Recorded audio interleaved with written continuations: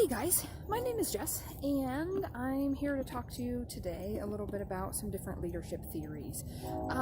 Just to make this interesting and add a little bit of spice to our life, you're going to see elements of my Dutch Shepherd, Kinninos, who is a medical alert and mobility support service dog, in and out of this video as well, mostly because her face is way cuter than mine and she does really crazy, quirky stuff, and so we're gonna let her participate in this video as well. I recognize that the shooting site for this video is abnormal, and there's some intentionality to that. We are all very busy, I imagine, as we're all working professionals. We also are all in full-time PhD programs or doctoral programs. So I wanted to use this opportunity to remind us all, if you have a chance, step outside. Walk outside, breathe, focus on your breath, feel the ground under your feet. If you can find a tree to touch, like this one that my camera is hanging on, touch a tree. Give yourself a moment to be mindful of where you're at, what's going on, and actually just be present. Be aware of yourself and give yourself that. If it's 30 seconds or 60 seconds or whatever you can spare, to give yourself a minute to actually be present. So, after that, I wanted to go ahead and launch into our topic today. And the topic for today is going to be 4 different types or 4 different styles of leadership theories. And they're going to be the following: contingency theory, leadership substitutes theory, continuum theory, and path goal leadership theory. I just wanted to throw them all out there for you at the beginning, so you have a little bit of an idea of where we're going, and we're going to dig a little bit deeper into all of these leadership theories. The purpose of us digging in deeper into leadership theories is, I believe there's a lot of different motives, but the 2 primary ones that come to mind is twofold. One is we want to be the best leaders that we possibly can be for ourselves as humans. We want to be insightful, we want to be aware of our strengths, we want to be aware of our weaknesses, and we want to be aware of the things that we can do to be the best versions of ourselves for this world that desperately needs people to be the best versions of themselves. The second part of that twofold element is our organizations need us. Whether it be higher education, whether it be nonprofit, whether it be the corporate world, whether we own our own businesses, whatever it may be, our businesses need us to show up as leaders in the most effective way possible. And by studying leadership theories, we can gain ways to better understand leadership and then better implement leadership in a way that can impact our organizations.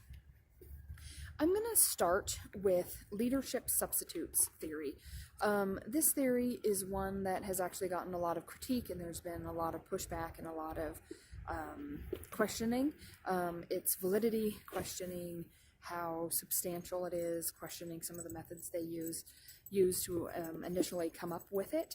But basically, the basic premise of a leadership substitute theory is that there are things within an organization or things within the people of an organization that can be basically substituted for leadership or act in the role of leadership, act as leadership type elements. And the 3 primary points, or the 3 primary elements that are mentioned in this theory, are neutralizers, enhancers, and substitutes. And so I'm just going to go briefly over what those 3 are for you. So a neutralizer, since I started with that one, I'll go with that one. A neutralizer in this theory is basically something that would minimize or decrease the ability or the propensity for the leader to be effective in their role and be effectively leading.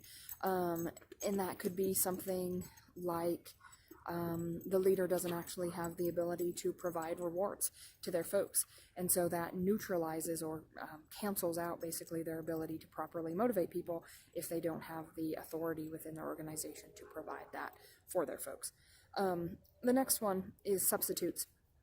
And substitutes could be that the people within the organization, the employees or the followers, whatever you want to call them, within the organization, already are very motivated. They already know what is required of them from the job, and so they're able to press forward and do all the things that would make it appear as if they have strong leadership, even if they don't. And so those things, they are called substitutes in this theory.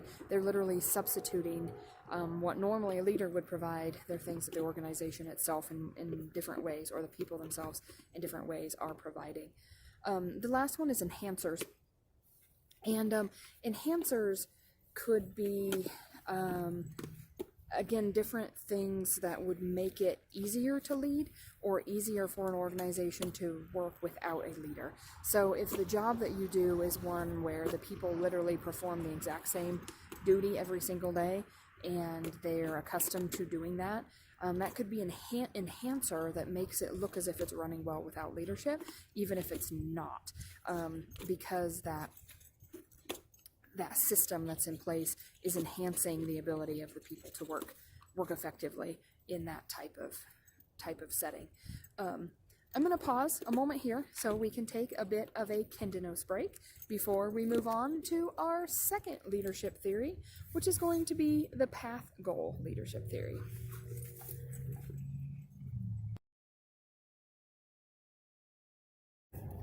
All right, folks, and we're back. So the path goal leadership theory is this theory represents the idea of there's a goal that you want to achieve, and the type of leadership you should use is very dependent on that goal. And so the type of leadership, your leadership skills, all those things need to be changed and altered and literally specified to the goal. So the leadership style you use for a certain group of people could be very different than another group of people if your goal is to get those different people to a different location.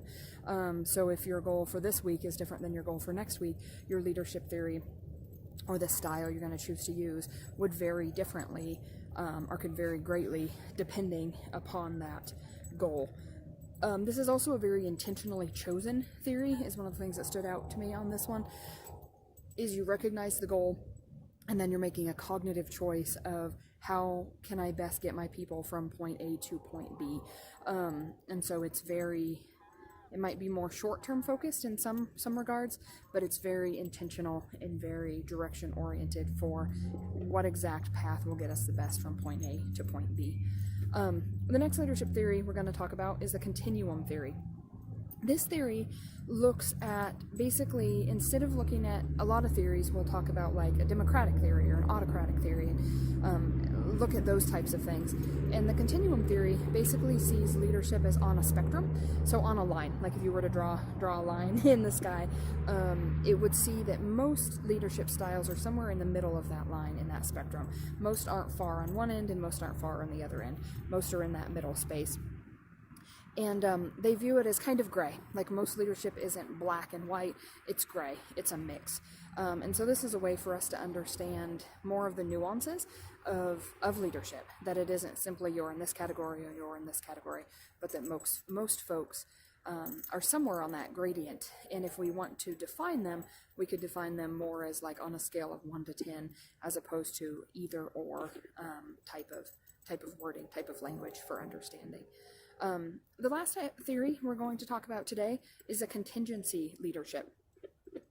And what the contingency theory says is that there is not a best way to lead, there's not a best way to organize, there's not a best way for decisions to be made. Instead, what is best is very dependent on tons of other factors.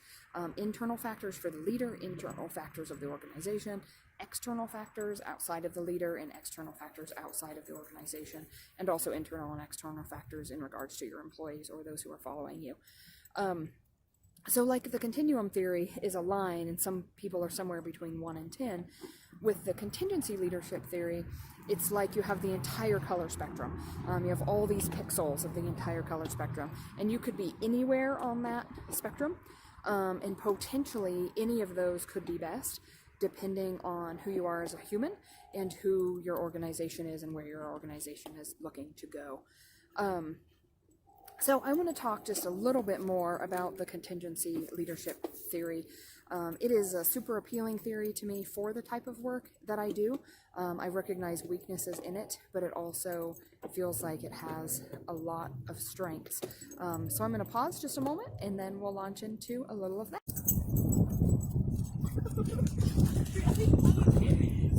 It's not so sure. All right, so both a strength and a weakness of the contingency theory is that it's vague. It leaves a lot of room for space. It leaves a lot of room for diversity. And that can be a weakness because it's hard to create an actual pattern or even a model, we might say, if we do it exactly like this. That's also the strength of it, is it can be very diverse. It can be shifted, changed, molded to give a broader understanding for your organization.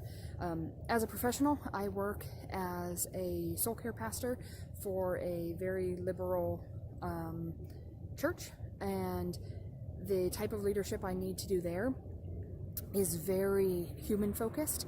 It's very soft in a lot of ways. It's based on building people up, finding their strengths and pouring into those. It's based on sitting with people in their darkest and most struggling moments.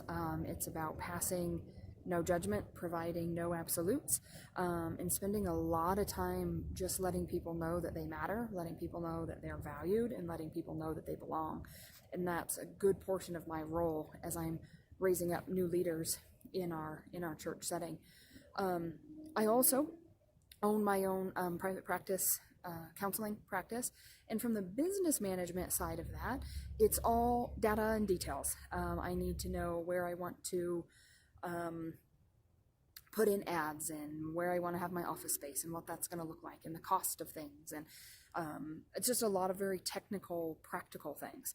Also, a good chunk of my clients are cops and firefighters, some medics, and a lot of them want very directive information. They want to know what they can do to get out of the hole that they're in.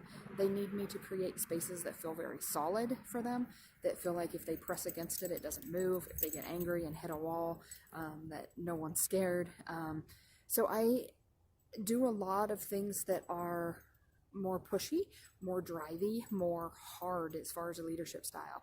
The other clinicians that I work with in that space, also, I'm pushing them toward what are you capable of. There's grace in all of that, but it's very much a forward pushing, creating things, solving based type of leading. And so I recognize literally between my two jobs how far and how different on the spectrum my work is and how I have to present as a leader on a regular basis. And that's why I really appreciate the contingency theory, is because it gives space for that. And one isn't more right than the other. One isn't better than the other. They're simply different, and they create a very different experience. And depending what your organization needs, that could be very impactful. It does require more confidence and more experimentation, because you try something, and if it doesn't work, then you get to try something else. And if that doesn't work, then you get to try something else. So there's an element of risk involved, but there's also incredible freedom to serve folks amazingly well. So I just wanted to thank you guys for taking the time to sit through this entire rather long presentation. I know that your time is valuable, and so it is an honor to be able to speak with you, and it is an honor that you took this time. Be well.